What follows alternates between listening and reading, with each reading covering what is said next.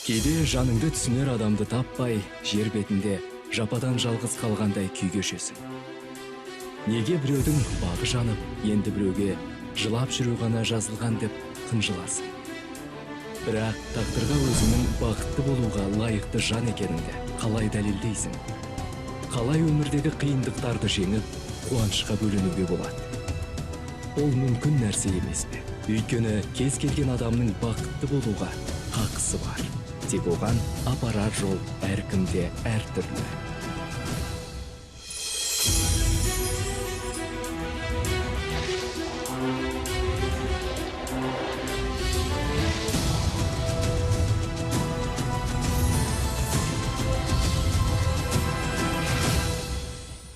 Динара Райымбекова тәжірибесі мол, беделі жоғары ұстаз, өз отбасын мақтан тұтатын жандардың бірі. Оның күйеуі Бейбіт өте жақсы отағасы. Техникалық қызмет көрсету орталығында көлік шебері болып жұмыс істейді. Жалақысы да жаман емес. Қызы Алуа озат студент. Жеткіншек Алан 10-шы сыныпқа көшті. Ұлы шешесі сабақ беретін мектепте оқиды. Динараның анасы олармен бірге тұрады. Ол кісі де бұрын ұстаз болған. Күндердің бір күнінде бақытты да тату отбасының шырқы бұзылады. Динара қызының бөлмесінен ақ ұнтақ салынған қапшық тауып алады.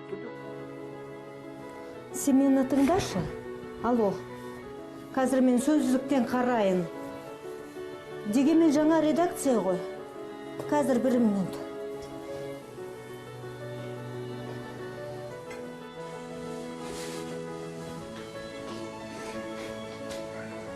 Айсұлу, тоқтай тұршы, мен қазір сөздікті тауып алайын. Бұл емес. Мыналар прям үйдің жинамайды. Бардақ бұл. Қазір. Айсұлушы, тоқтай тұршы, мен қазір саған кейін хабарлассам жарай ма?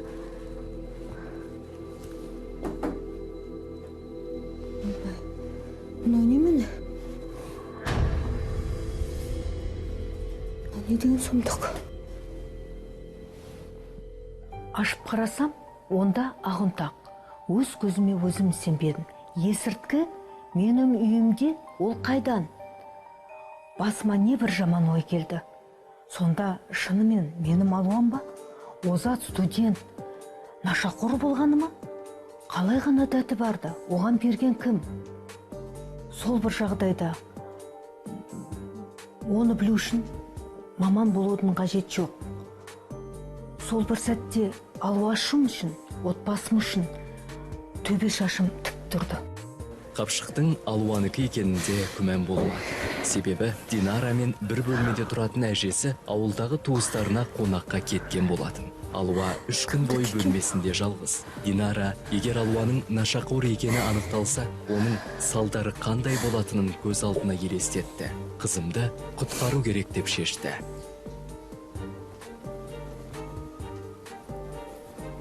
Алуаны оқудан шығаратын жайлы мәлімет менің мектебіме жеткен бойда, мені де жұмыстан шығаратын түсіндім. Күйеуіме не деп айтамын? Маған нашар ана болдым деп үйден кетіп қалама. Отбасын шаңырағы ортаға түседі емес пе? Ондай бәлеге жол беруіме болмайды. Қайтсем де бір шара қолдануым керек деп шешімге келдім. Динара ең алдымен нашақордың белгілері қалай анықталатынын ғаламтордан оқып алды. Кешкісін қызы үйге келер келместен, оны анасы жан жақты тексеріп, оған бас салды.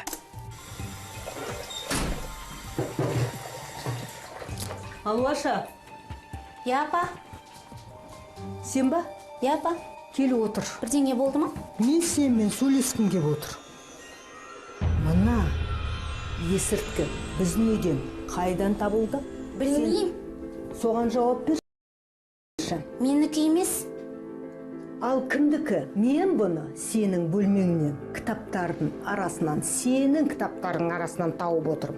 Мүмкін әжемнің заттарының бірі шығар. Сен не деген кеп тұр? Әжем құрметті ұстаз, нашақор деген кеп тұр ма? Неге нашақор? Мүмкін дәрі-дәрмегінің бірі шығар. Мен білем қандай әжең дәрі-дәрмек қабылдайтыны. Дұрыстап жауап бер. Айтпақшы, сүйікті немересі нашақор екенін білгенде не дер екен әжесі? Апа, мен нашақор емеспін. Керек болса мені полицияға апарып тексертіңіз. Мен полициясыз ақ тексерем. Сөмкіңді көрсет. Міне, Аш. міне. Олай емес, бәрін тақтақтап.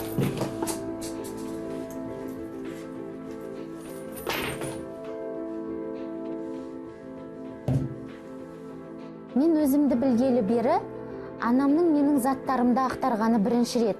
Бұл өте орынсыз болды. Әрине, әр ана өз баласын уайымдайды ғой. Бұл түсінікті, бірақ та бұл өте орынсыз. Менің заттарымды ақтарып, мен анама өзім де сенемін ғой. Бұл істегені несі? Бұл есірткіні қайдан алды? Мен анама қатты ренжідім. Анам тіпті менің іш киіміме дейін қолын салып тексерді. Міне, қараңыз, бәрін қараңыз. Қолдарыңды көрсет. Міне, Денеңді көрсет. міне, барлық жерімді көрсетермін мүмкін. Сен мені ана болған кезде түсінерсің. Иттің қызы. Қызын тінтігенімен ештеңе табылмады. Динараның көңілі орнына түскендей болды. Қорланған Алуа қыр көрсетіп бөлмесіне кетті. Шешесі оған көңілді бөлмеді. Мен анамнан мұндай қылықтарды күтпеген едім. Жарайды, сөмкемді болсын. Ал қолдарымды, барлық заттарымды тіпті ішіме дейін тексергені несі? Оның маған сенбегеніне ренжідім. Маған күмәнданатындай мен не істедім? Оқуда озатпын. Тіпті үйде күні бойы сабақтарымды орындаймын. Тіпті клубтарға да бармаймын. Шын айтсам, мен ересек адаммын ғой. Ол мені кішкентай баладай тексереді. Құдайым-ау, маған не болған? Қызымды тінту әрине сұмдық болды. Не болған өзімде білмеймін. Қорққаным соншалықты. Сол сәтте оның не сезгенін, біздің келешекте қарым-қатынасымызға қалай ықпал ететінін маған бәрібір болды. Мен отбасымды қорғадым. Кім мені кінәлай алады? Үлкен қызынан ештеңе таба алмаған Динара ағымдағы бар қапшықты. Кіші ұлы 16 жасар Алан тықты деген қорытындыға келеді. Кеш болып қалған уақыт еді. Ал Алан болса, үйге келе қойған жоқ. Динара ауылына телефон соғып, оны ала алмады. Не ойларын білмеген Динараның зәресі ұшады. Көтермейді. Бұл иттің баласы. Қайда жүр екені? Келсін, осыдан көремісің. Таяқ жейді менен. Осы кезге дейін футбол, ана-міне, ойын деп жүрді де қойды. Еркін. Енді бұдан кейін тәртіпке, қатаң тәртіпке алам мен бұны. Анан көңілі балада, баланың көңілі далада деген осы. Сол сәтте ойыма не бір ой келді. Ой сұмдық-ай. Өзінің ішіне шыққан баланың танымастай болып кеткені өте қиын. Ол балда қайда жүр, қайда барсам екен, қалай құтқарам, Алладан сұрарым, ешкім басына бере көрме. Динараның әбден әлі құрған кезде есіктің қоңырауы соғылды. Алан келді, иттің баласы, қазір көресің менен. Міне біз келдік. Қайда жүрсіңдер? Сен мынаны қайдан тауып келдің? Мен оны жоғалтқан жоқпын. Әлде біз бірнеге кешігіп қалдық па? Сен қайда жүрсің? Неге трубканы көтермедің? Сабақтан кейін әкемнің жұмысына кіріп шықтым. Безукада тұрған шығар сабақтан, білесіз ғой, мама. Балам, мен саған айттым ғой. Міндетті түрде апаңды ескерт деп. Әлде сен ұмыттың ба?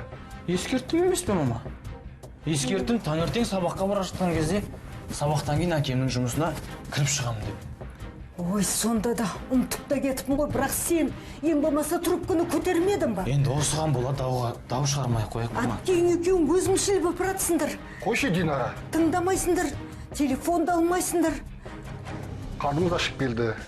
Бізге тамақтандар. Жайлап барлығын түсіндіріп айтамыз. Қайда болғанымызды, не істегенімізді. Сөйт. Мен жынданып кете зақтадым, сонда да айтуға болады ғой бір ауыз сөз. Динара күйеуіне өзінің күмәндары туралы ештеңе айтпады. Ол еш нәтижесіз болған, құштарлана жүргізген тергеулер үшін біршама ыңғайсызданып қалды. Мен бейбітпен өзім уайымдаған жайлармен бөліскім келмеді, бірақ қорықтым. Ол өз балаларынан көріп, біреулердің балаларына көп көңіл бөлесін деп айтар еді. Оған бұрыннан ұнамайтын менің бітпейтін дәптерлерім, оқу жоспарларым, үйдегі және мереке күндеріндегі сабақтарым. Мұғалімнің жұмысы еркектерге ұнамайды ғой. Ал мен жұмысымды тастағым келмейді. Түні бойы көз ілмей мазасыз кеткен Динара ертеңінде дәріханаға баруды жоспарлайды. Дәріхана үйден біраз жерде болатын. Сондықтан таныстардың немесе әріптестерінің бірін жол жөнекей кездестіруі мүмкін емес еді. Динара нашақорды анықтау тестісін сатып алды. Мен оны сатып алып тұрғанда ұят болады ғой деп ойлап едім. Барлық провизормен сатып алушы маған үрейленіп қарайтын шығар деп ойласам, менде ешкімнің шаруасы да болмады. Әркім өз проблемасы өзіне жеткілікті екен. Бірақ мен үшін дәріханаға бару өте ауыр тиді. Сол күні Динара мазасыз күйде болады. Адам шошырлық бір ойдан соң бір ой келіп, алаңсыз жүруіне мұрша берме. Мазалаған сырын сенім білдіріп ешкімге айта алмады. Динара сабақтан кейін үйіне ұлымен бірге қайтты. Жіберші қолымнан, мама. Ой, жіберші деймін, ұят болады көрген адамдардан. Мама, мен саған айттым ғой, мектептен кейін үйге бірге қайтпайықшы деп. Көрген балалардың бәрі мазақ қайландырады ертең күні. Онда тұрған не бар екен? Мен сенің анаңмын. Немене енді біз бөлек жолмен жүруіміз керек пе екен? Жоқ, мам, оны айтқым кеп тұрған жоқ. Бірақ мектептен кейін балалармен футбол ойнасақ па деп едік. Жетеді енді, футбол дегенің сенің үштіктерің көбейіп кетті. Енте тұр алдыңызда. Мама, бірақ сабақтан ғана үшін бар. Оның өзі Ерғали ағайдың сабағы дене шынықтырудан арқанға шыға алмай қойған үшін жылдыққа қойып берді. Содан басқа сабағымның бәрі жақсы. Я саған, ал қазақ әдебиетіне ше? Шығарманы жазмаған, ал нүкте белгісіз тұр. Мама, күнделігінде. Мен бәрін ойлап жүрмін, бәрін түзетемін. Бірақ саған не көрінген? Соңғы кездері айғайға басасың. Кеше айғайлап бердің. Бүгін мектептен жұлқылап апара жатырсың. Түсіндірші маған не болған, мам? Түсіндірем, бәрін түсіндірем. Бірақ мен емес, сен түсіндіресің. Үйге барған сол. Жіберші қолымнан, мама. Динара алаңға көшеде келе жатып, өзін не мазалап жүргенін айта алмады. Қойған сұрақтарына жауап алмақ түгілі, ұлы қашып кетуі мүмкін еді. Динара үйге келген соң, ұлына ақ ұнтағы бар қапшықты ұсынды. Бұл не, апа? Мен сенен сұрағым кеп тұр. Мұн қайдан табылды біздің үйден? Мен қайдан білемін, бірінші рет көріп тұрмын бұны. Алан, қанша рет айтам, өтірік айтпа деп. Айт шыныңды. Мама, менікі емес бұл, білмей бұл не зат екенін. Бірінші рет көріп тұрмын. Бұны сіз қайдан алдыңыз? Портфеліңді көрсет. Апа, бұны қайдан алдың? Мен оны үйден тауып алдым. Қолыңды көрсет. Мен ештеңе түсінбедім. Басым қатып кетті. Анам бір қайдағы пакетті тықылайды. Сен нашақорсың, өтірік алдайсың деп. Айтпаған сөз айтты. Менен анам күмәнданатын болды. Білем, анамның жұмысы қиын. Шаршаған шығар мүмкін шәкірттерінен. Бірақ та олардың үшін бізден алуға құқығы жоқ деп ойлаймын. Әкеммен сөйлесіп көрсем бе деп ойладым. Анамды жұмысынан шығартып алып, біраз демалдырсақ па. Өйткені мына оқиғамыздың бәрі аяқ жағы не болар белгісіз. Мен сізді, мама, сыйлаймын, жақсы көремін. Бірақ сіз шетте шығып бара жатырсыз. Қолыңды көрсет. Көрсете алмаймын. Портфеліңді де көрсет.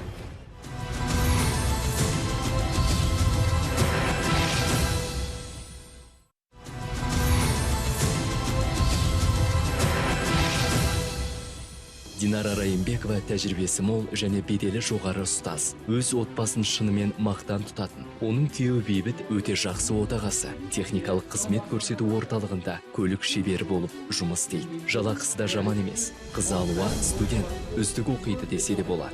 Жеткіншек ұлы Алан 10-шы сыныпқа көшкен. Осы уақытқа дейін әке шешесіне қыр көрсетіп, қандай да бір қиындық тудырып көрмеген бала болатын. Күндердің бір күнінде отбасы шырқы бұзылады. Динара қызының бөлмесінен ақ ұнтақ салынған қапшық тауып алады.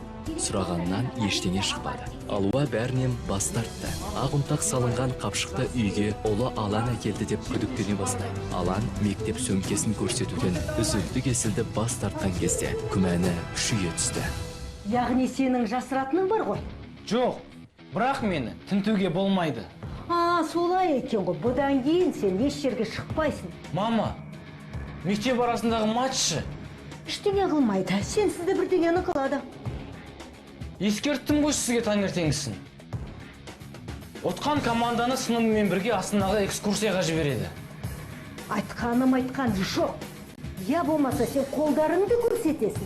Не болмаса сен мына пакетті қайдан табылғанын айтасың. Я болмаса сен орнына басқа біреу Астанаға барады. Мама, неге сен маған сенбейсің?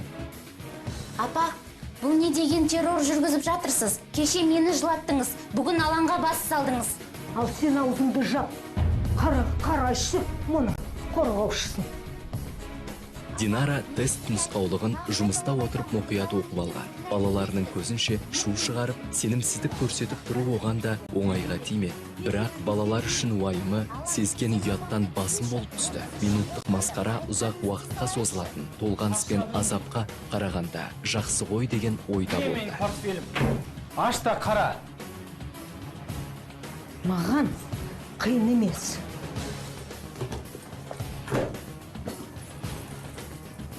Болма? Дәлел емес. Сендер екеуіңді қазір тест етесіңдер. Апа, бұл не? Тест, аузыңды аш. Сенде. Қазір мен тексерем. Жауабы қандай болатын. Анама қатты ренжідім. Тергеу жүргізіп, тексерген аздай. Енді нашақорларға беретін тестті тексеруге мәжбүрлемек болды. Анамды түсінбедім.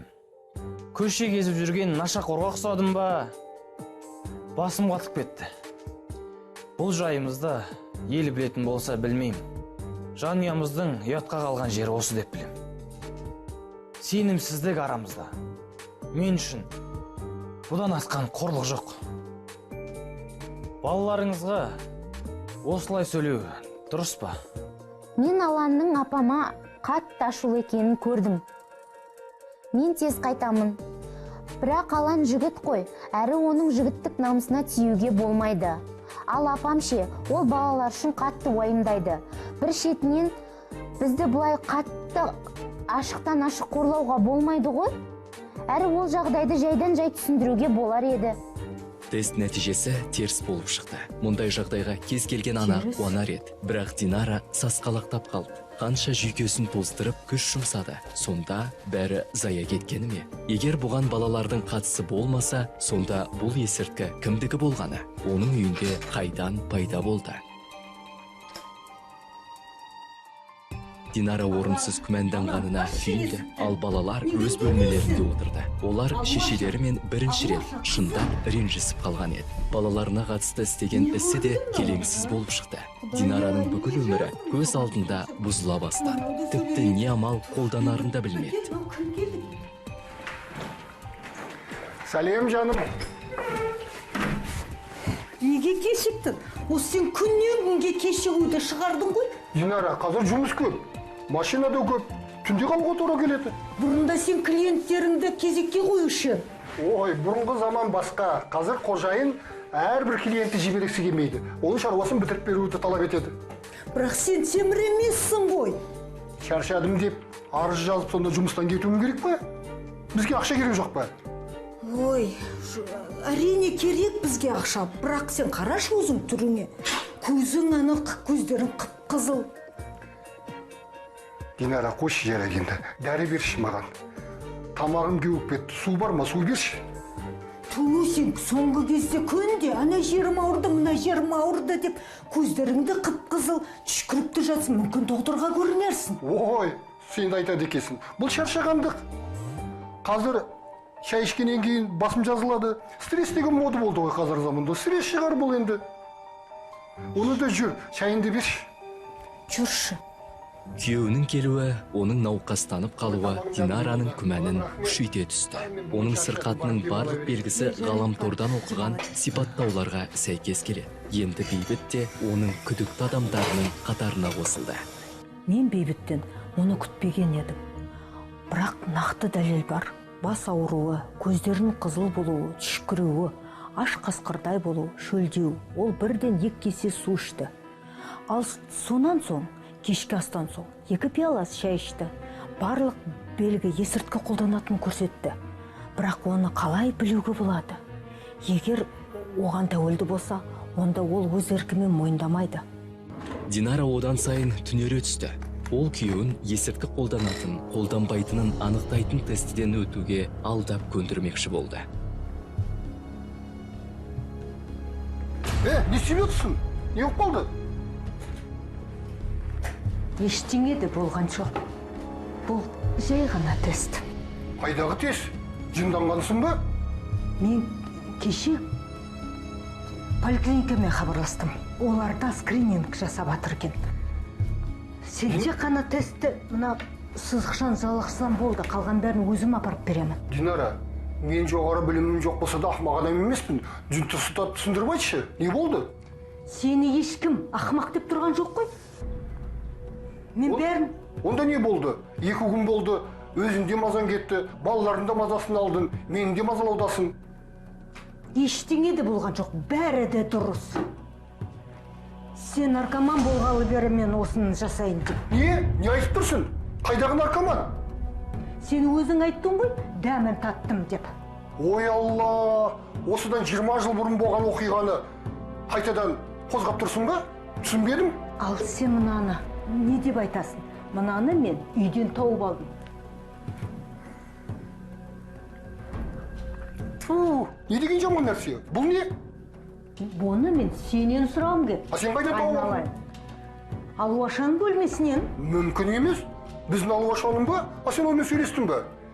Сөйлестім, тесттен де өткіздім. Бәрін тексердім, аланды да. Тест теріс болып шықты. Мүмкін сырттан қарағанда масқара шығар. Өз күйеуін есірткі қабылдады деп күмәндану ұят нәрсе екен. Бірақ менің басқа амалым қалмады. Есірткі қабылдап жүрсе, әрине емделуге тиіс. Қайтсе де бұны балалардан жасыру керек. Ештеңе етпес. Біз жеңеміз. Өйткені қанша жыл біргеміз ғой. Бәрі де дұрыс болады. Ой, сен де айтасың ау, үйдегі есірткі бақылаушы сияқты. Мен енді күдіктенетін болдың ғой. Әрине, өйткені барлығы сәйкес келіп тұр. Көзің де қызарып, басың да ауырып, суды да көп ішіп. Мен көп жұмыс істеймін. 3 күн болды, машиналарды бояудамын. Бояудың иісін иіскеймін, басым ауырады. Ал жұмыс не үшін керек? Ақша табу керек. Әрине, көп ақша табу керек. Кешірші мені. Осы есіртке тапқалы бері ғой. Мен өзімді қояр жерге таппадым. Кіммен ақылдасарымды да білмедім. Ой, Динара, қойшы соның барлығын. Пакеттің ішіндегі нәрсе не екенін білмейміз. Лақтырды жібер, бәрін ұмытайық, қайтадан бастайық. Иә, жастық шақта оны шегіп көрген мұрас. Алайда қазір есірткі тұрмақ, арақты да ішпеймін деуге болады. Бірақ та әйелімнің осы ағымтақты білмей жатып, осынша су шығарып, бәрімізді тентіретіп жүргені мені қатты ойландырады. Себебі біздің үйде нашақорлар жоқ, және ол болуы да мүмкін емес. Бірақ Динара ақ ұнтағы бар қырсық қапшықты тастай қоймады. Бастаған тергеуін аяғына дейін апармақшы болады. Сол күні мұғалімдер кеңесінен кейін Динара үйге кеш қайтты. Көңіл күйі жабырқаңқы. Жиналыста директор оған ескерту жасаған болатын. Ал бұл үздік оқытушы атанып жүрген Динараға ауыр тиген еді.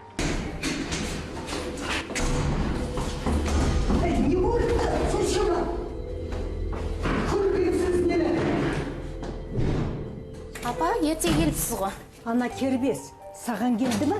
Мені подъезде қағып кете сақтады ғой. Апа, түсінбедім. Сіз ардақты айтып тұрсыз ба? Ол кербез емес, ол өте жақсы бала. Қашаннан бері бөтен жігіттер үйге келетін болған. Ой, апа, ол екеуміз бірге оқимыз. Біз математикадан бірге курсовойға дайындалдық. Онда тұрған несі бар екен? Курсовойға? Институтта дайындалуға болмады ма екен? Міндетті түрде үйге келу керек пе екен? Үйде де ешкім жоқ.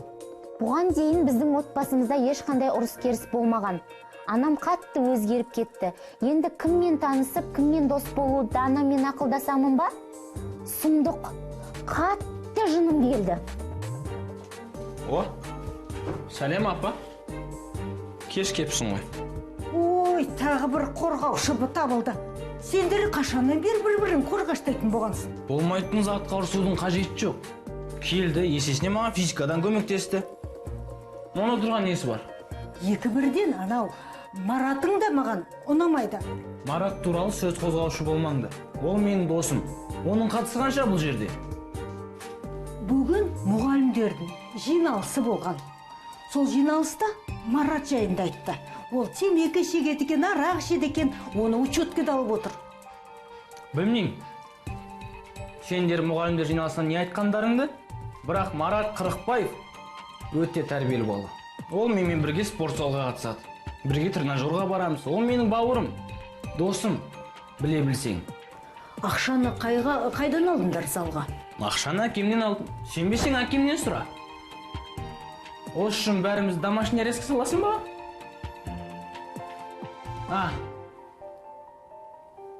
Айғайлама маған, даусыңды көтеруші болма.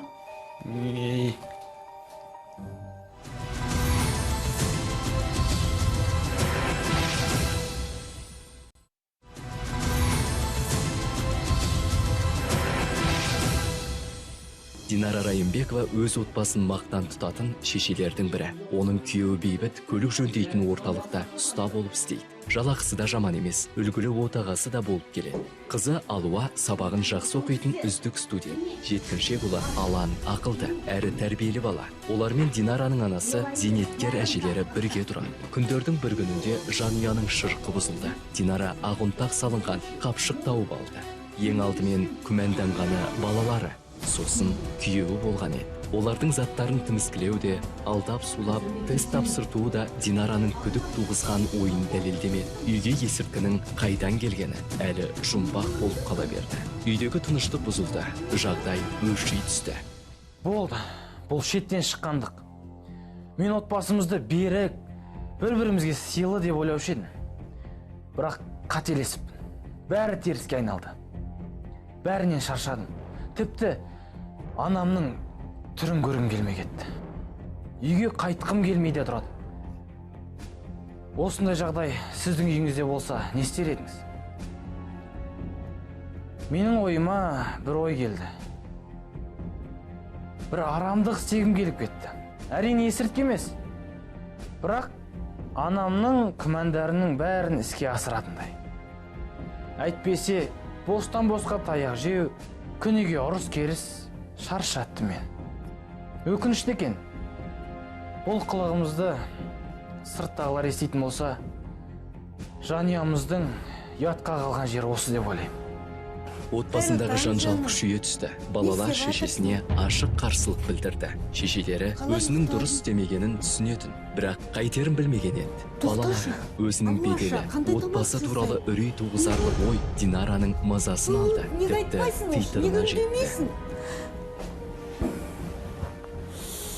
Анамның мүлдем өзгеріп кеткенін байқадым. Ол қатаң болса да, әрқашан бәрін дұрыс шешетін.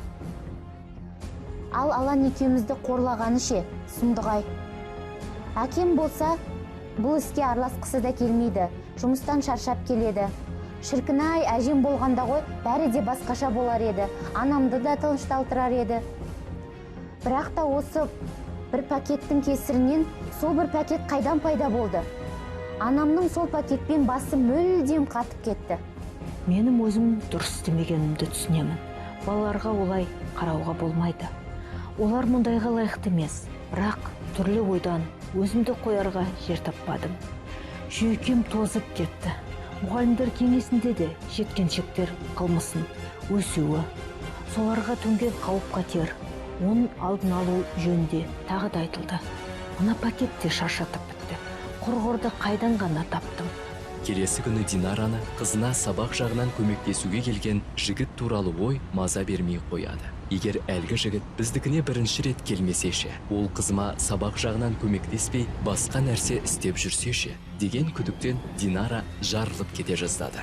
Алуаша, анау курстасың аты кім еді? Ардақ туралы айтып тұрсыз ба? Ол бұрын біздің үйде болып бет? Я болған, бірақ қашанда не Алан, не әжем үйде болғанда болатын. Сізге қарағанда әжеме ұнаған еді. Кім айтты, бәріне ұнаса маған да ұнайды деп. Динараның ойы расталды.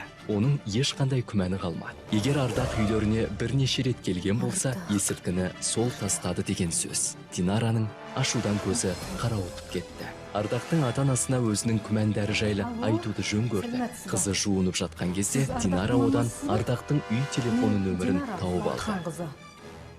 Алуашаның мамасымын. Біздің балалар бірге оқиды. Мен сізбен сөйлесейін деп едім. Ардақтың шешесімен болған әңгімеден кейін Динараның көңілі орнына түседі. Балаларының нашақор екені туралы орынды айттым деген ойда болды. Енді Ардақтың ата-анасы ұлдарына төнген қауіптен хабардар болып, оның тәрбиесін қолға алады деп үміттенеді. Келесі күні Динараның қолы бос болады. Бос уақытын үйдегілерге арнамақшы болады. Динара жақсылап тұрып, ас әзірлеп, балаларының келуін асыға күтті. Бірақ ол ойлағандай болмай, бәрі керісінше болып шығады.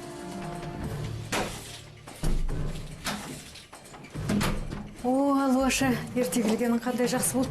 Шешіне ғой қызым. Қазір тамақ ішеміз. Қазір алаң келеді.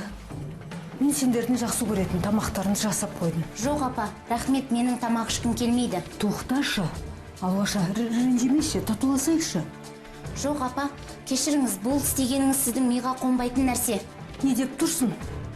Тағы не болып қалды? Неге Ардақтың ата-анасына звондайсыз? Неге оны жамандайсыз? Ол нашақор емес. Мен бар болғаны ана ретінде, ұстаз ретінде парызымды орындадым ғой. Бұл қандай парыз? Оның телефон нөмерін менен жасырып алып, оның ата-анасына қарлап, оны жамандағаныңыз не? Онда тұрған не бар? Мен анасына звондап, ана балаңызға дұрыстап қараңыз дегенім ба? Кінәм соны менде сол ма? Мен ұрсып қалдым. Бәрін бүлдірдіңіз. Не болса да, анамнан мұндайды мүлдем күтпеген едім. Біздің де есімізді шығарды, оған да көндік. Бірақ та бөтен адамдарға телефон соғып, олардың балаларын нашақоры деген несі? Сұмдығай, анам ешкімді тыңдағысы келмейді, дәлелі де жоқ. Кейде анам өзін үйде емес, мектепте жүрмін деп ойлайды ма? Динара өзін қоярға жер таппай, отбасында тыныштық орнаудың орнына жаңа жанжал шықты. Болған оқиғадан кейін өзінің себепсіз күмәнданғаны үшін қатты қысылған еді. Сұрадым ғой. Бар болғаны аналық парызымды орындадым. Осылай болатын кім білген? Әрине, қызым айтқаны мені қатты қобалжытты. Бірақ жіберген қатемді мойындау қиынға соқты. Үйге келіп жүрген жігітті болашақ күйеу бала. Ал әкесі полиция қызметкері екен, мен қайдан білейін? Ой, мен ата-анасы не деп ойлағанын көз алдыма елестетсем, шошып кетемін. Мен жақсы болсын деп ойладым ғой. Ағындағы бар пакетте ардағы кемесе, онда кім әкелуі мүмкін? Мен оны білмей қоймаймын. Райымбековтер отбасы бастарына түскен жайтты шешеміз деп жүріп, әжелерінің үйге қайтатынын естерінен шығарып Біздің талды. басымызға тұрған соншалық біз ол кісі туралы ұмытып кетіппіз ғой. Ой, айта көрмеш, әлі үй алам сол балдарды ұятқа қалдырғам. Жарайды. Динаш, боларыс болды ғой енді. Өміріммен тоқтап қалмайды. Онда апамызды қарсы алайық. Бісміллә. Ой, бұл кім екен? Таң атпай.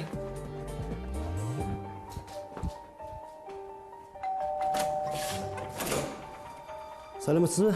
Сержант Акимов, Райымбековтер осында тұрады ма? Иә, бұл біз. Не болып қалды? Так, бізге үйде тыйым салынған заттар бар деген сигнал келіп түсті. Сол үшін келіп отырмын, тәте. Осылай боларын біліп едім. Бұл Динараны істеп жүрген ісі.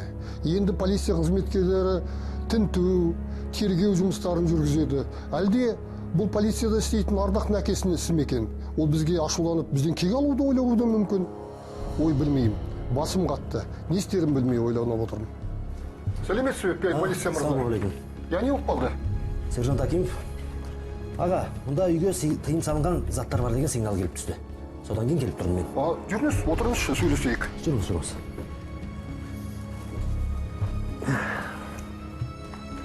Сіз дұрыс түсініңіз. Біз дұрыс адамдармыз. Балаларымыз да дұрыс тәрбиеленген. Бұнда бүлінген ештеме жоқ деп ойлаймын. Аға, сіз білесіз, есірткі сақтау деген үйде ойыншық емес ол. Біріншіден. Екіншіден ол қылмыс. Үшіншіден бұл үшін жаза қолданылады. Оны өзіңіз де білесіз. Оны біреу тастап кетуі де мүмкін үйге. Оны кім тастайды сіздерге? Бұны білесіздер, бәрі де солай айтады осындай жұмыс. Көп адамдар сөйтіп айтып жатады. Жоқ, сіз мен дұрыс түсініңіз. Біреу емес, келген қонақтар қалдыр кетуі де мүмкін деп айтып тұрмын. Қандай қонақтар? Сіздерді міне. Күмәнді қонақтарды көп шақырасыздар ме? О не дегеніңіз? Сирек, тек қана өзіміздің туысқанымыз ғана келеді. Өзімді таңғалам, қайдан осы пакет табылды? Динара, алып келші пакетті, көрсетейік.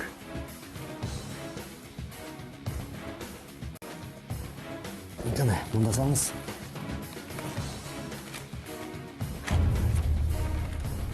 Тек өтінерім, жұмысқа хабарласпаңызшы.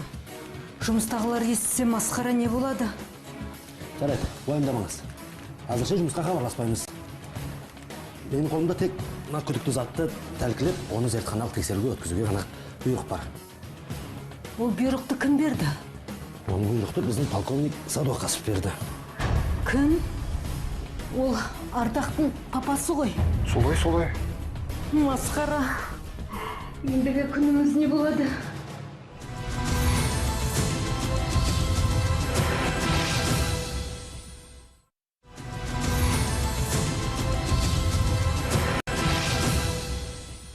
Динара Райымбекова тәжірибесі мол ұстаз. Өз отбасын мақтан тұтатын жандардың бірі. Күйеуі тамаша адам. Балалары да тәрбиелі. Бір күні тату тәтті жанұяның шырқы бұзылды. Динара қызының бөлмесінен ақ ұнтақ салынған қапшық тауып алды. Динараның уайымдағаны сонша, балалары мен күйеуін қорлайтындай өзінше тергеу жүргізеді. Бұдан еш нәрсе шықпағасын, күмәні қызының досына ауады. Бірақ оның да қапшықтағы құпия болып кеткен ақ ұнтаққа еш қатысы жоқтығы анықталады. Үйдегі жағдай одан әрмән өрши түседі. Ол аз болғандай, үйлеріне Динара тауып алған есірткіні тәркілеу үшін полиция қызметкері келеді. Құдайым-ай, ендігі күйіміз не болады, масқара? Тәте, сабыр сақтаңыз аздап. Жыламаңыз. Алдымен мына күдікті затты тексеріп алайық. Тексеруден өткізу керек. Қызық екен. Біріншіден есірткіні бұлай пакетке орамайды. Екіншіден, қанша жұмыс жасап жүрмін, мұнандайды бірінші рет көріп тұрмын. Жарайды. Аға, тәте, уайымдамаңыздар. Тексерейік ең бірінші. Содан кейін хабарласып сіздерге айтамыз. Жақсы онда. Уайымдамаңыздар. Жүріңіз, мен шыға. Сау болыңыз. Қойшы енді зарлай бермей. Ойланайық. Құдайым-ау, бұнымыз не болады енді бұдан? Бұл іс біз үшін жаман аяқталмайды деп ойлаймын. Неге сен ойлайсың? Заң бойынша полицей көмекшілермен келу керек еді. Екіншіден, куәгерлерді әкелу керек еді. Үшіншіден, бізден түсініктеме алу керек еді ғой. Оның бір де істелінген жоқ. Құдайым-ай, тізілік аманы сен бәрі бітсе екен, дұрыс болса екен. Алаңдама. Бәрі жақсы бітіп болады деп ойлаймын. Тек қана уайымдамашы. Жарайды, амал жоқ қой енді басқа күтуден. Динара өз бетімен зерттеу жүргізем деп істі нашырға шаптырып алған ең түсінгендей болды. Әсіресе оны үйге полиция қызметкерлердің келгені қатты қорқытты. Мен ойымша, ақ-ұнтақтан зертханада бірдеме табыла қояды деп ойламаймын. Дегенмен де, сол ақ-ұнтақ не екен? Ол қайдан келді? Біздің үйге қанша әуре салғандығы мен қатты ойландырады. Әженің келуіне бүкіл отбасы болып дайындалды. Динара балаларының алдында кешірім сұрады. Әжелеріне соңғы күндері үйлерінде болған жайды айтпай-ақ қойыңдар деп өтінді. Бір сәтін тауып қызымен сөйлеспекші болды. Мені кешіріңіздерші. Жарайды, мам. Көп уайымдама. Бәрі жақсы болады. Мен барып киімдерімді ауыстырып келемін онда. Жарайды балам, пара ғой. Алуаша, сен Ардақпен татуластың ба? Оны неге сұрап тұрсыз? Әлде теңім емес деп айтайын ба? Жоқ, жай әшейін сұрағаным ғой. Татуластық. Ой, мен қуаныштымын. Ал ол саған ештеңе айтпады ма? Жоқ, ештеңе айтпады. Бірақ тергеушімен сөйлестім. Тергеуші? Уайымдама, апа. Олар жай ғана жағдайды білейін деп келген ғой. Оны Ардақтың әкесі жіберіпті. Бәрі де жақсы болады. Енді не болады екен? Уайымдама, осымен бәрі бітті. Ұнтақты алу керек. Алып кеткен. Кеше полиция қызметкері келіп, алып кетті. Міне осымен бәрі бітті. Ал бітпесе ше? Ой, уайымдама. Апа, Ардақтың әкесі өте салмақты адам. Оның үстіне мені Ардақтың әкесі үйлеріне қонаққа шақырған. Қашан? Сенбі күні. Дұрыс бопты. Алуамен сөйлескен соң Динараның иығынан ауыр жүк түскендей болып, көңілі орнына келеді. Ендігі ойы қызының үйлену тойы туралы қамдану болады. Қалайсыңдар? Мен жоқта қалай болдыңдар? Бәрі жақсы, әже. Сізді сағындық қой, кіріңіз, әже. Кірейін. Тамақ дайын. Жарай, дастарханыңды дайындай бер. Мен киімімді ауыстырып, дәрімді қабылдап алайын. Дастархан жаюда бәрі әжелерін ғана күтіп отырған еді. Динара апасын дастархан басына шақыру үшін бөлмесіне кіреді. Қарын ашып кетті ғой. Динара апа қайда? Апа неге шақырмайсың? Мен шақырдым жаңа. Қайттан шақырып келейін ба? Отыра берші, мен өзім шақырайын. Шақырып келу керек енді. Қазір апамызды тосайық. Апа, мұның не? Мен сенен күтпеген едім. Мен елдің бәрінен көріп жүрсем. Балаларымды базасын алып, бейбіттен көріп. Сен екен суға бәрін бүлдіріп жүрген. Динара, тоқтат жылауыңды. Сені шешең қартайған шағында наркоман болып деп отырсың ба? Есірткімен айналысып, ескет деп отырсың ба? Бұл кәдімгі стриптоцид. Енді мен не ойлауым керек? Өз көзіммен көріп тұрмын ғой. Дәрігерім осы стриптоцидті берген. Осыны пайдаланғалы еркін деп алатын болдым. Сен дейсің ба? Мә, ескейсің ба? Ескеп көр. Сен шын айтасың ба? Жоқ, бұл кокаин. Мен туысқандарыма барған жоқпын. Нашақорлардың ортасына барып, қабылдайтын дозамды қабылдап, қарық болып отырмын. Күлкіңді қойшы, қалжыңыңды. Күлкілі емес қой бұл. Жаным, сен әбден жұмысынан шаршайын деген екесің. Мен алжиын ба десем, сен алжыпсың. Кәдімгі стриптоцид қой, пайдаланып отырғаным. Қойшы сені де. Болды, осылай тұра береміз ба? Жүр, шайымызды ішейік. Шыны керек, бұл оқиға қызық болды. Стриптоцидті ескеуді кім ойлап тапқан? Зертханадағылар да бізге күлген болар. Алайда Динара үшін бұл үлкен сабақ болды. Алда уақытты ол бостан-босқа шу шығарып, бізді балалардың мазасын алмайды деп ойлаймын. Жалпы бұл оқиғаның біздің отбасымыз үшін жақсы аяқталғанына қуанамын. Болған жайдың бәрі анам дәрісіне қатысты болғаны анықталған кезде менің қалай ұйалғанымды көрсеңіздер ғой. Мен үй ішімді аяқтарына тік тұрғызып, қаншама ақымақтық істедім. Ятай. Бұл оқиға мені көп нәрсеге үйретті. Маған сабақ болды. Осы уақытқа дейін алуашым және алаңды сүйікті балаларым емес, басқаша көрдім. Өзімді ана ретінде емес, қатаң ұстаз ретінде көрсеттім. Үйде үйдегідей, жұмыста жұмыстағыдай болған жөн екен. Бұдан былай мұндай қателіктен алшақ болатынымды сенімдімін. Райымбековтер отбасында әйтеуір бірден болмаса да тыныштық пен ынтымақ орнады. Әжелері Динараны сабасына түсіріп, балаларымен татуластырды. Ал Динара болған жағдайдан қорытынды жасап, жұмыс деп жүріп, жан ұясындағы көп жайды өткізіп алыпты. Егде жастағы шешесінің біраздан бері ауырып жүргенін, қызының бой жетіп, қалыңдық болып қалғанын да байқамапты. Динара күйеуімен ақылдасып, мектепте сағатын азайтып, репетиторлықпен айналыса бастайды.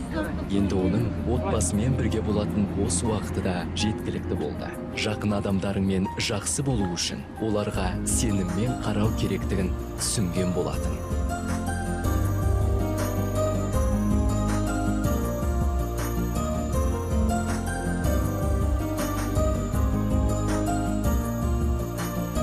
Анамның сол пакетпен басы мүлдем қатып кетті.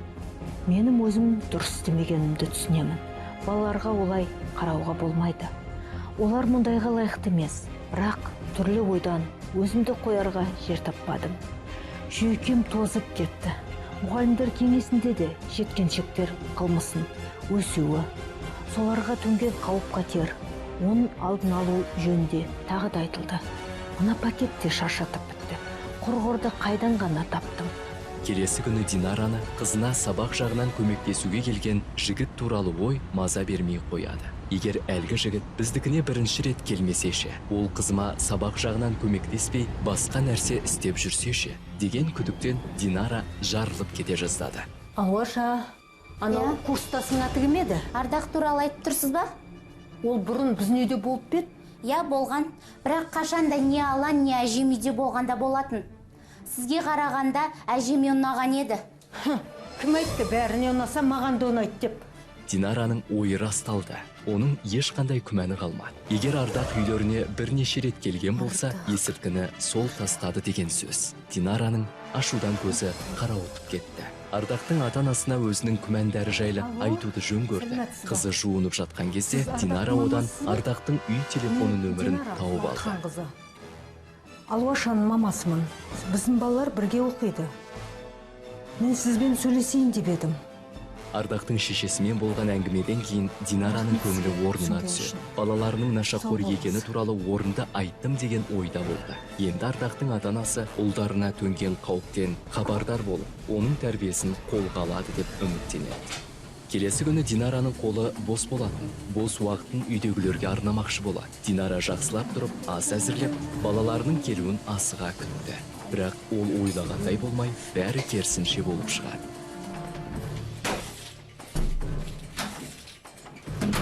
О, Алуаша, ерте келгенің қандай жақсы болды. Шешіне ғой қызым. Қазір тамақ ішеміз. Қазір алаң келеді.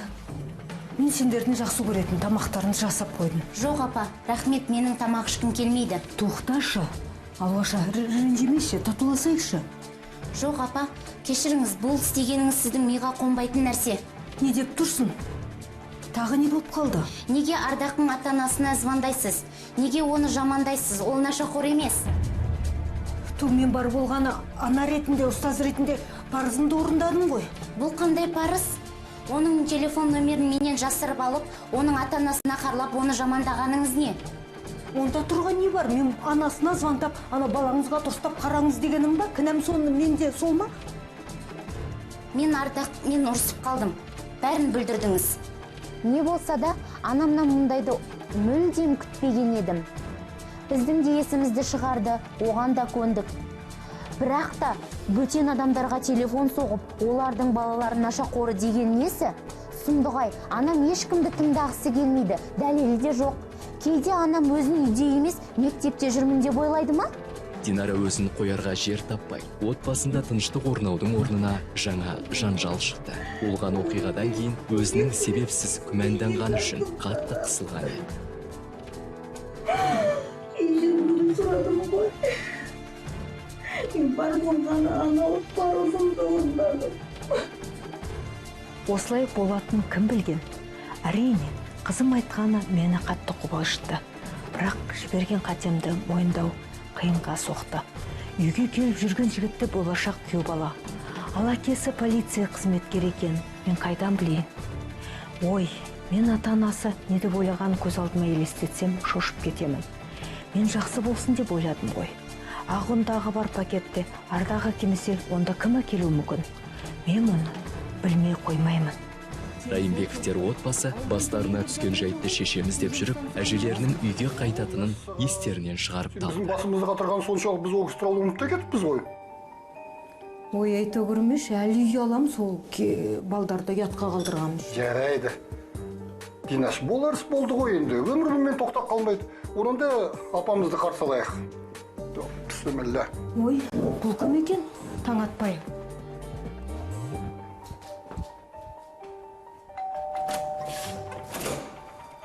Сәлеметсіз бе? Сержант Акимов, Райымбековтер осында тұрады ма? Иә, бұл біз. Не болып қалды? Так, бізге үйде тыйым салынған заттар бар деген сигнал келіп түсті. Сол үшін келіп отырмын, тәте. Осылай боларын біліп едім. Бұл Динараны істеп жүрген ісі. Енді полиция қызметкерлері тінту, тергеу жұмыстарын жүргізеді. Әлде бұл полицияда істейтін Ардақтың әкесінің ісі ме екен? Ол бізге ашуланып, бізден кек алуды ойлауы да мүмкін. Ой, білмеймін. Басым қатты. Не істерін білмей ойланып отырмын. Сәлеметсіз бе, полиция мырза? Ассалаумағалейкум. Я не болып қалды? Сержант Акимов. Аға, мұнда үйге тыйым салынған заттар бар деген сигнал келіп түсті. Содан кейін келіп тұрмын мен. Жүріңіз, отырыңызшы, сөйлесейік. Жүріңіз.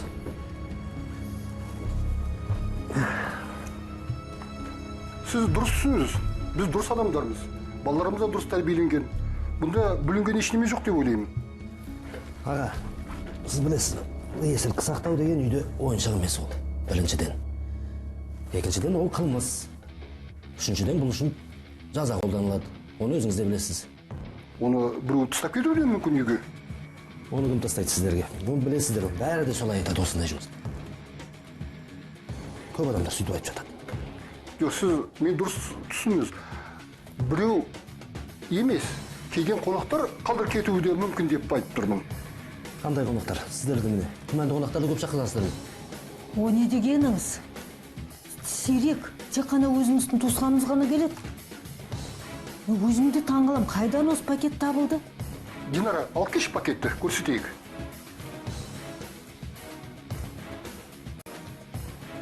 Кәне, мұнда салыңыз.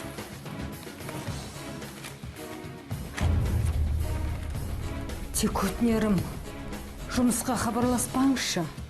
Жұмыстағылар естісе масқара не болады? Жарайды, уайымдамаңыз. Әзірше жұмысқа хабарласпаймыз. Менің қолымда тек күдікті затты тәлкілеп, оны зертханалық тексеруге өткізуге ғана бұйрық бар. Ол бұйрықты кім берді? Оның бұйрықты біздің полковник Садуақасов берді. Кім? Ол Ардақтың папасы ғой. Солай. Масқара. Қызымды түндеу әрине сұмдық болды. Не болған өзімде білмеймін. Қорққаным соншалықты. Сол сәтте оның не сезгенін, біздің келешекте қарым-қатынасымызға қалай ықпал ететінін маған бәрібір болды. Мен отбасымды қорғадым. Кім мені кінәлай алады? Үлкен қызынан ештеңе таба алмаған Динара ағымдағы бар қапшықты. Кіші ұлы 16 жасар Алан тықты деген қорытындыға келеді. Кеш болып қалған уақыт еді, ал Алан болса үйге келе қойған жоқ. Динара ауылына телефон соғып, оны ала алмады. Не ойларын білмеген Динараның зәресі ұшады. Көтермейді. Бұл иттің баласы. Қайда жүр екені? Келсін, осыдан көресің. Таяқ жейді менен. Осы кезге дейін футбол, ана-міне, ойын деп жүрді де қойды. Еркін. Енді бұдан кейін тәртіпке, қатаң тәртіпке алам мен бұны. Анан көңілі балада, баланың көңілі далада деген осы. Сол сәтте ойыма не бір ой келді. Ой сұмдық-ай. Өзінің ішіне шыққан баланың танымастай болып кеткені өте қиын. Ол балда қайда жүр, қайда барсам екен, қалай құтқарам, Алладан сұрарым, ешкім басына бере көрме. Динараның әбден әлі құрған кезде есіктің қоңырауы соғылды. Алан келді, иттің баласы, қазір көресің менен. Міне біз келдік. Қайда жүрсіңдер? Сен мынаны қайдан тауып келдің? Мен оны жоғалтқан жоқпын. Әлде біз бірнеге кешік қалдық па? Сен қайда жүрсің? Неге трубканы көтермедің?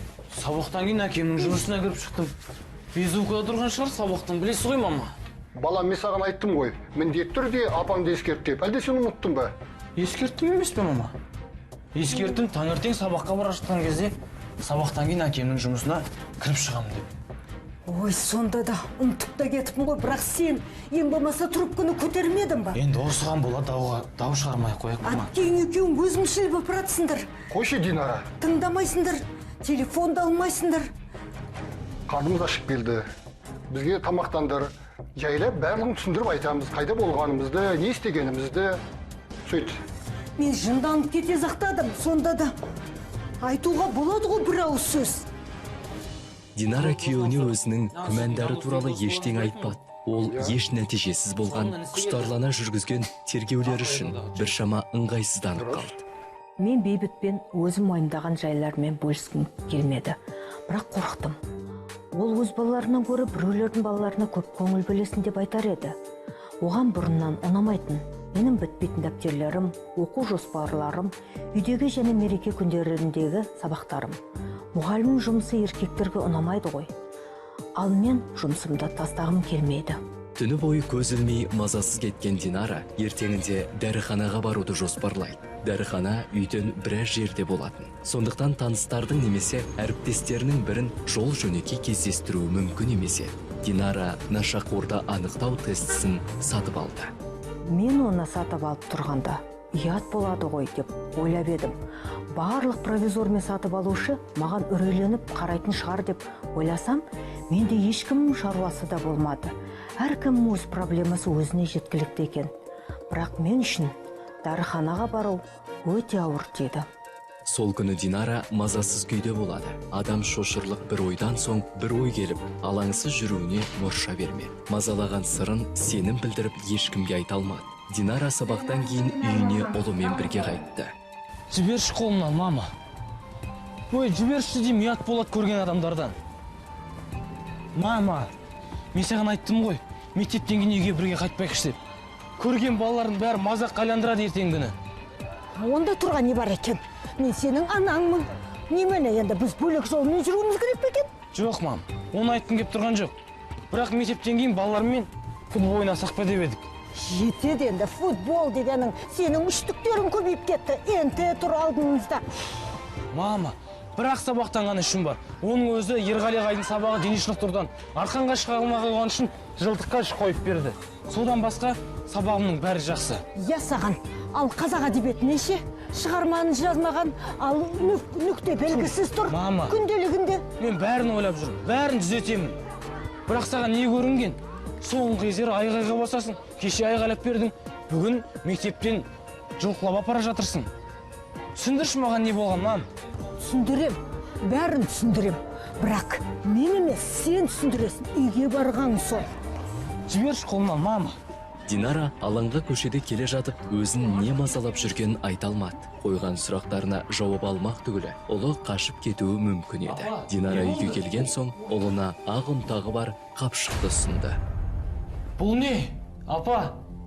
Мен сенен сұрағым кеп тұр. Мұн қайдан табылды біздің үйден? Мен қайдан білемін, бірінші рет көріп тұрмын бұны.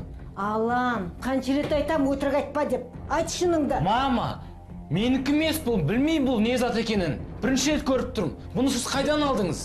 Портфеліңді көрсет. Апа, бұны қайдан алдың? Мен оны үйден тауып алдым. Қолыңды көрсет. Мен ештеңе түсінбедім. Басым қатып кетті. Анам бір қайдағы пакетті тықылайды. Сен нашақорсың, өтірік алдайсың деп. Айтпаған сөз айтты. Менен анам күмәнданатын болды. Білем, анамның жұмысы қиын. Шаршаған шығар мүмкін шәкірттерінен. Бірақ та олардың үшін бізден алуға құқығы жоқ деп ойлаймын. Әкеммен сөйлесіп көрсем бе деп ойладым. Анамды жұмысынан шығартып алып, біраз демалдырсақ па. Өйткені мына оқиғамыздың бәрі аяқ жағы не болар белгісіз. Мен сізді, мама, сыйлаймын, жақсы көремін. Бірақ сіз шетте шығып бара жатырсыз. Қолыңды көрсет. Көрсете алмаймын. Портфеліңді де көрсет.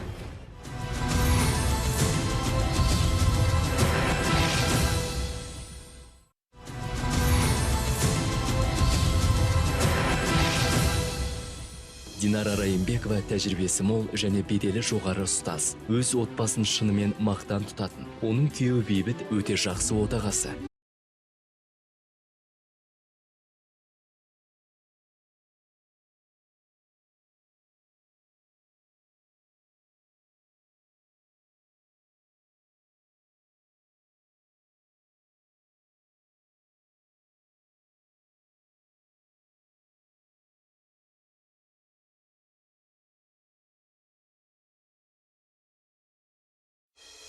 Кейде жаныңды түсінер адамды таппай, жер бетінде жападан жалғыз қалғандай күй кешесің. Неге біреудің бағы жанып, енді біреуге жылап жүру ғана жазылған деп қынжыласың. Бірақ тағдырға өзінің бақытты болуға лайықты жан екеніңді қалай дәлелдейсің? Қалай өмірдегі қиындықтарды жеңіп, қуанышқа бөленуге болады? Ол мүмкін нәрсе емес пе? Өйткені кез келген адамның бақытты болуға хақысы бар. Тек оған апарар жол әркімде әртүрлі.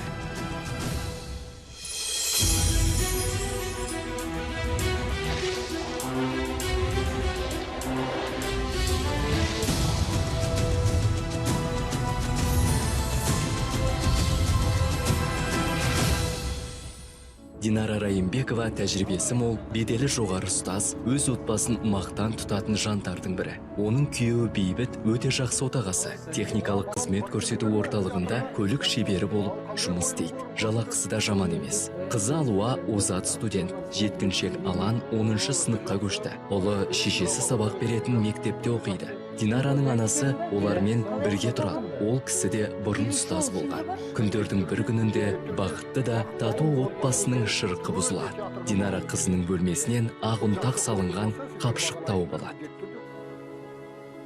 Сен мені тыңдашы. Алло, қазір мен сөздіктен қарайын. Дегенмен жаңа редакция ғой. Қазір бір минут.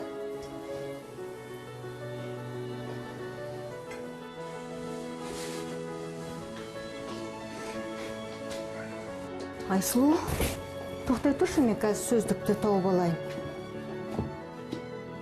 Бұл емес. Мыналар прям үйдің жинамайды. Бардак бұл. Қазір. Айсұлуша, тоқтай тұршы, мен қазір саған кейін хабарлассам жарай ма?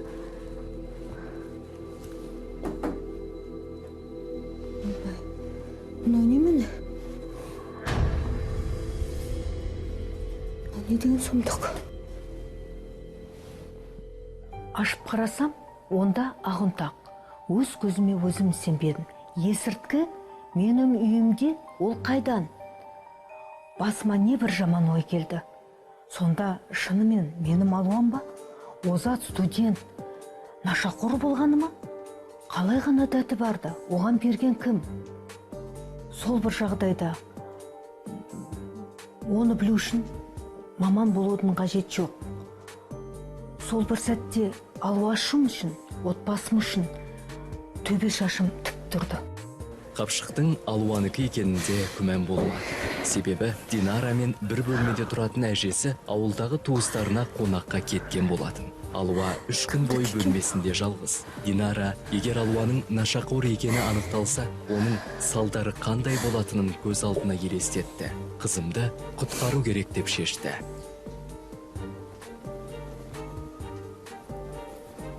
Алуаны оқудан шығаратын жайлы мәлімет менің мектебіме жеткен бойда, мені де жұмыстан шығаратын түсіндім. Күйеуіме не деп айтамын? Маған нашар ана болдым деп, үйден кетіп қалама. Отбасын шаңырағы ортаға түседі емес пе? Ондай бәлеге жол беруіме болмайды. Қайтсем де бір шара қолдануым керек деп шешімге келдім. Динара ең алдымен нашақордың белгілері қалай анықталатынын ғаламтордан оқып алды. Кешкісін қызы үйге келер келместен, оны анасы жан жақты тексеріп, оған бас салды.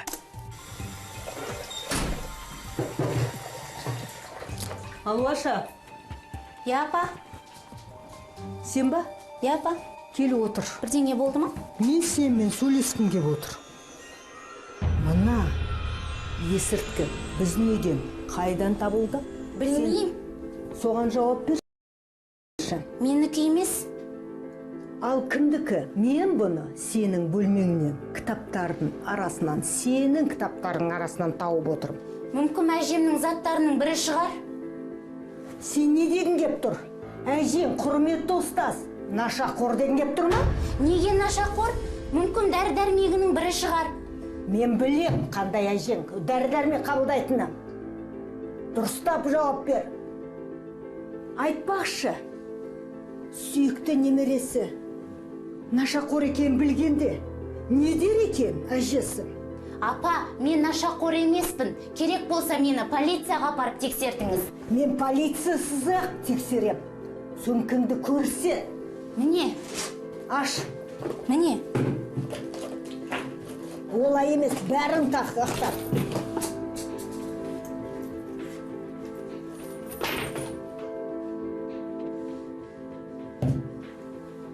Мен өзімді білгелі бері, анамның менің заттарымды ақтарғаны бірінші рет.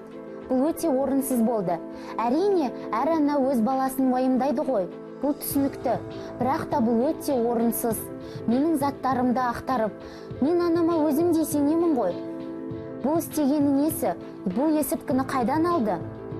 Мен анама қатты ренжідім. Анам тіпті менің іш киіміме дейін қолын салып тексерді. Міне қараңыз, бәрін қараңыз. Қолдарыңды көрсет, Міне, денеңді көрсет. міне барлық жерімді көрсетермін мүмкін. Сен мені ана болған кезде түсінерсің. Иттің қызы. Қызын тінтігенімен ештеңе табылмады. Динараның көңілі орнына түскендей болды. Қорланған Алуа қыр көрсетіп бөлмесіне кетті. Шешесі оған көңілді бөлмеді. Мен анамнан мұндай қылықтарды күтпеген едім. Жарайды, сөмкемді болсын. Ал қолдарымды, барлық заттарымды, тіпті ішіме дейін тексергені несі? Оның маған сенбегеніне ренжідім. Маған күмәнданатындай мен не істедім? Оқуда озатпын. Тіпті үйде күні бойы сабақтарымды орындаймын. Тіпті клубтарға да бармаймын. Шын айтсам, мен ересек адаммын ғой. Ол мені кішкентай баладай тексереді. Құдайым-ау, маған не болған? Сен мынаны не деп айтасың? Мынаны мен үйден тауып алдым. Фу, не деген жаман нәрсе? Бұл не? Бұны мен сенен сұрауым керек. А сен қайдан тауып алдың? Алуашаның бөлмесінен. Мүмкін емес. Біздің Алуашаның ба? А сен онымен сөйлестің ба? Сөйлестім, тесттен де өткіздім. Бәрін тексердім, аланды да. Тест теріс болып шықты. Мүмкін сырттан қарағанда масқара шығар. Өз күйеуін есірткі қабылдады деп күмәндану ұят нәрсе екен. Бірақ менің басқа амалым қалмады. Есірткі қабылдап жүрсе, әрине емделуге тиіс. Қайтсе де бұны балалардан жасыру керек. Ештеңе етпес. Біз жеңеміз. Өйткені қанша жыл біргеміз ғой. Бәрі де дұрыс болады. Ой, сен де айтасың ау, үйдегі есірткі бақылаушы сияқты. Мен енді күдіктенетін болдың ғой. Әрине, өйткені барлығы сәйкес келіп тұр. Көзің де қызарып, басың да ауырып, суды да көп ішіп.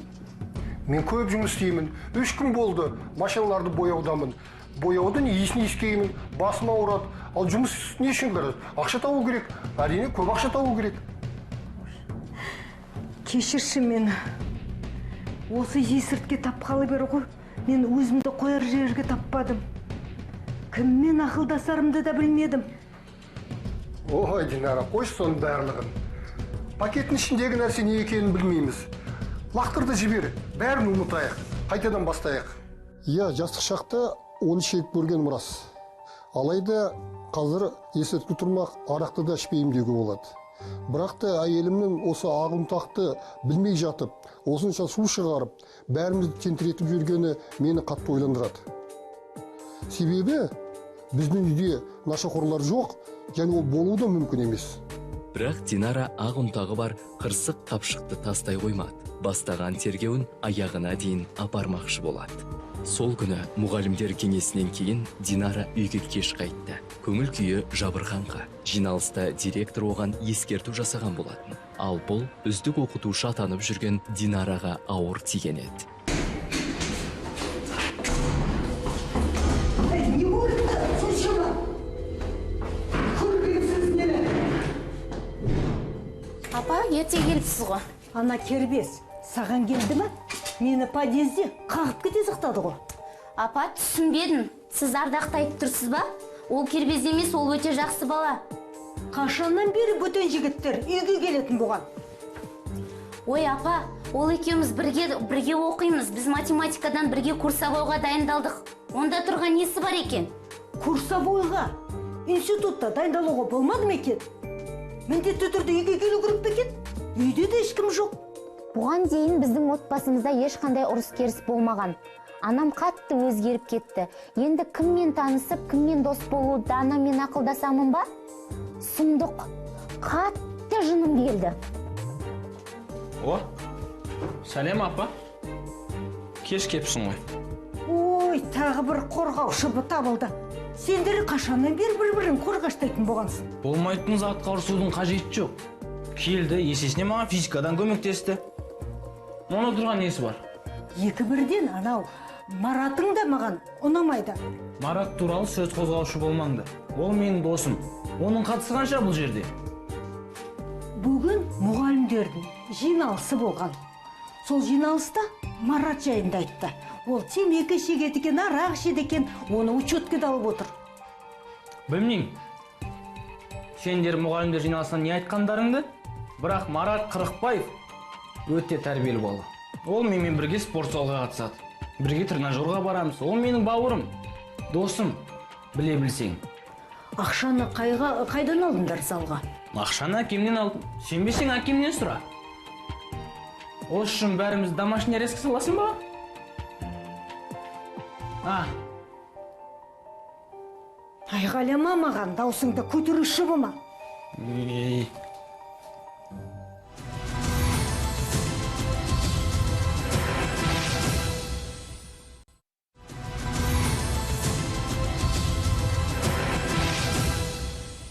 Динара Райымбекова өз отбасын мақтан тұтатын шешелердің бірі. Оның күйеуі Бейбіт көлік жөндейтін орталықта ұста болып істейді. Жалақысы да жаман емес, үлгілі отағасы да болып келеді. Қызы Алуа сабағын жақсы оқитын үздік студент. Жеткіншек ұлы Алан ақылды, әрі тәрбиелі бала. Олармен Динараның анасы зейнеткер әжелері бірге тұрады. Күндердің бір күнінде жанұяның шырқы бұзылды. Динара ағұнтақ салынған қапшық тауып алды. Ең алдымен күмәнданғаны балалары, сосын күйеуі болған еді. Олардың заттарын тіміскілеу де, алдап сулап, тест тапсыртуы да Динараның күдік туғызған ойын дәлелдемеді. Үйге есірткінің қайдан келгені әлі жұмбақ болып қала берді. Үйдегі тыныштық бұзылды, жағдай өрши түсті. Болды, бұл шеттен шыққандық. Мен отбасымызды берік, бір-бірімізге сыйлы деп ойлаушы едім. Бірақ қателесіп, бәрі теріске айналды. Бәрінен шаршадым. Тіпті анамның түрін көргім келмей кетті. Үйге қайтқым келмейді тұрады. Осындай жағдай сіздің үйіңізде болса, не істер едіңіз? Менің ойыма бір ой келді. Бір арамдық істегім келіп кетті. Әрине есірткі емес. Бірақ анамның күмәндарының бәрін іске асыратындай. Әйтпесе, бостан босқа таяқ жеу, күніге ұрыс керіс шаршатты мен. Өкінішті екен. Бұл қылығымызды сырттағылар еститін болса, жанұямыздың ұятқа қалған жері осы деп ойлаймын. Отбасындағы жанжал күшейе түсті. Балалар шешесіне ашық қарсылық білдірді. Шешелері өзінің дұрыс істемегенін түсінетін, бірақ қайтерін білмеген еді. Балалары өзінің беделі, отбасы туралы үрей туғызарлы ой Динараның мазасын алды. Тіпті титығына жетті.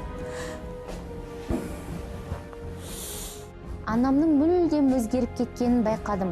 Ол қатаң болса да, әрқашан бәрін дұрыс шешетін. Ал Алан екеумізді қорлағаны ше, сұмдығай. Әкем болса, бұл іске араласқысы да келмейді. Жұмыстан шаршап келеді. Шіркін-ай, әжем болғанда ғой, бәрі де басқаша болар еді. Анамды да тынышталтырар еді. Бірақ та осы бір пакеттің кесірінен сол бір пакет қайдан пайда болды? Техникалық қызмет көрсету орталығында көлік шебері болып жұмыс істейді. Жалақысы да жаман емес. Қызы Алуа студент, үздік оқиды десе де болады. Жеткіншек ұлы Алан 10-шы сыныпқа көшкен. Осы уақытқа дейін әке шешесіне қыр көрсетіп, қандай да бір қиындық тудырып көрмеген бала болатын. Күндердің бір күнінде отбасы шырқы бұзылады. Динара қызының бөлмесінен ақ ұнтақ салынған қапшық тауып алады. Сұрағаннан ештеңе шықпады. Алуа бәрінен бас тартты. Ақ ұнтақ салынған қапшықты үйге ұлы Алан әкелді деп күдіктене бастайды. Алан мектеп сөмкесін көрсетуден үзілді кесілді бас тартқан кезде күмәні күшейе түсті. Яғни сенің жасыратының бар ғой? Жоқ, бірақ мені тінтуге болмайды. Солай екен ғой. Бұдан кейін сен еш жерге шықпайсың. Мама, мектеп арасындағы матчы. Ештеңе қылмайды. Сенсізді бірдеңені қылады. Ескерттім ғой сізге таңертеңгісін. Отқан команданы сыныбымен бірге астанаға экскурсияға жібереді. Айтқаным жоқ. Я болмаса сен қолдарыңды көрсетесің. Не болмаса сен мына пакетті қайдан табылғанын айтасың. Я болмаса сен орнына басқа біреу астанаға барады. Мама, неге сен маған сенбейсің? Апа, бұл не деген террор жүргізіп жатырсыз? Кеше мені жылаттыңыз, бүгін Аланға бас салдыңыз. Ал сен аузыңды жап. Қарайшы, мұны қорғаушысын. Динара тест нұсқаулығын жұмыста отырып мұқият оқып алған. Балаларының көзінше шу шығарып, сенімсіздік көрсетіп тұру оған да оңайға тимеді. Бірақ балалар үшін уайымы сезген ұяттан басым болып түсті. Минуттық масқара ұзақ уақытқа созылатын, толғаныс пен азапқа қарағанда жақсы ғой деген ойда болды. аш та қара. Маған қиын емес.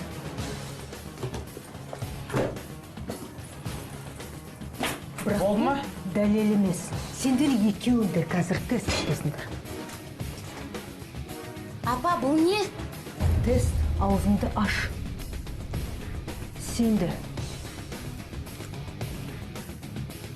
Қазір мен тексерем. Жауабы қандай болатын. Анама қатты ренжідім. Тергеу жүргізіп, тексерген аздай. Енді нашақорларға беретін тестті тексеруге мәжбүрлемек болды. Анамды түсінбедім. Көше кезіп жүрген нашақорға ұқсадым ба? Басым қатып кетті. Бұл жайымызды ел білетін болса білмеймін. Жанұямыздың ұятқа қалған жері осы деп білем. Сенімсіздік арамызда. Мен үшін бұдан асқан қорлық жоқ. Балаларыңызға осылай сөйлеу дұрыс па? Мен Аланның апама қатты ашулы екенін көрдім. Мен тез қайтамын. Бірақ Алан жігіт қой, әрі оның жігіттік намысына тиюге болмайды. Ал апам ше, ол балалар үшін қатты уайымдайды. Бір шетінен бізді бұлай қатты ашықтан ашық қорлауға болмайды ғой. Әрі ол жағдайды жайдан жай түсіндіруге болар еді. Тест нәтижесі теріс болып шықты. Мұндай жағдайға кез келген ана қуанар еді. Бірақ Динара сасқалақтап қалды. Қанша жүйкесін тоздырып күш жұмсады. Сонда бәрі зая кеткені ме? Егер бұған балалардың қатысы болмаса, сонда бұл есірткі кімдікі болғаны? Оның үйінде қайдан пайда болды? Динара орынсыз күмәнданғанына күйінді, ал балалар өз бөлмелерінде отырды. Олар шешелерімен бірінші рет шындап ренжісіп қалған еді. Балаларына қатысты істеген ісі де келеңсіз болып шықты. Динараның бүкіл өмірі көз алдында бұзыла бастады. Тіпті не амал қолданарын да білмеді. Сәлем жаным. Неге кешіктің? Осы сен күннен күнге кешігуді шығардың ғой? Динара, қазір жұмыс көп. Машина да көп. Түнде қалуға тура келеді. Бұрында сен клиенттеріңді кезекке қоюшы. Ой, бұрынғы заман басқа. Қазір қожайын әрбір клиентті жібергісі келмейді. Оның шаруасын бітіріп беруді талап етеді. Бірақ сен темір емессің ғой. Шаршадым деп арыз жазып сонда жұмыстан кетуім керек па? Бізге ақша керек жоқ па? Ой, әрине керек бізге ақша, бірақ сен қарашы өзің түріңе. Көзің анық, көздерің қып-қызыл. Динара, қойшы жарайды енді. Дәрі берші маған. Тамағым кеуіп кетті. Су бар ма? Су берші. Ту, сен соңғы кезде күнде ана жерім ауырды, мына жерім ауырды деп көздеріңді қып-қызыл түшкіріп те жатсың. Мүмкін докторға көрінерсің. Ой, сен де айтады екенсің. Бұл шаршағандық. Қазір шай ішкеннен кейін басым жазылады. Стресс деген мода болды ғой қазір заманда. Стресс шығар бұл енді. Оны да жүр, шайынды берші. Жүрші. Күйеуінің келуі, оның науқастанып қалуы Динараның күмәнін күшейте түсті. Оның сырқатының барлық белгісі ғаламтордан оқыған сипаттауларға сәйкес келеді. Енді Бейбіт те оның күдікті адамдарының қатарына қосылды. Мен Бейбіттен оны күтпеген едім. Бірақ нақты дәлел бар. Бас ауруы, көздерінің қызыл болуы, түшкіруі, аш қасқырдай болу, шөлдеу. Ол бірден 2 кесе су ішті. Ал сонан соң кешкі астан соң 2 пиала шай ішті. Барлық белгі есірткі қолданатын көрсетті. Бірақ оны қалай білуге болады? Егер оған тәуелді болса, онда ол өз еркімен мойындамайды. Динара одан сайын түнере түсті. Ол күйеуін есірткі қолданатын, қолданбайтынын анықтайтын тестіден өтуге алдап көндірмекші болды. Не істеп жатсың? Не болып қалды? Ештеңе де болған жоқ. Бұл жай ғана тест. Қайдағы тест? Жынданғансың ба? Мен кеше поликлиникамен хабарластым. Оларда скрининг жасап жатыр екен. Сен тек қана тестті мына сызықшан залықсам болды. Қалған бәрін өзім апарып беремін. Динара, мен жоғары білімім жоқ болса да ақымақ адам емеспін. Жүнті сұтат түсіндіріп айтшы. Не болды? Сені ешкім ақымақ деп тұрған жоқ қой. Мен бәрін... Онда не болды? 2 күн болды, өзің де мазан кетті, балалардың да мазасын алдың, менің де мазалаудасың. ештеңе де болған жоқ, бәрі де дұрыс. Сен наркоман болғалы бері мен осыны жасайын деп. Не айтып тұрсың? Қайдағы наркоман? Сен өзің айттың ғой, дәмін таттым деп. Ой Алла, осыдан 20 жыл бұрын болған оқиғаны қайтадан қозғап тұрсың ба? Түсінбедім.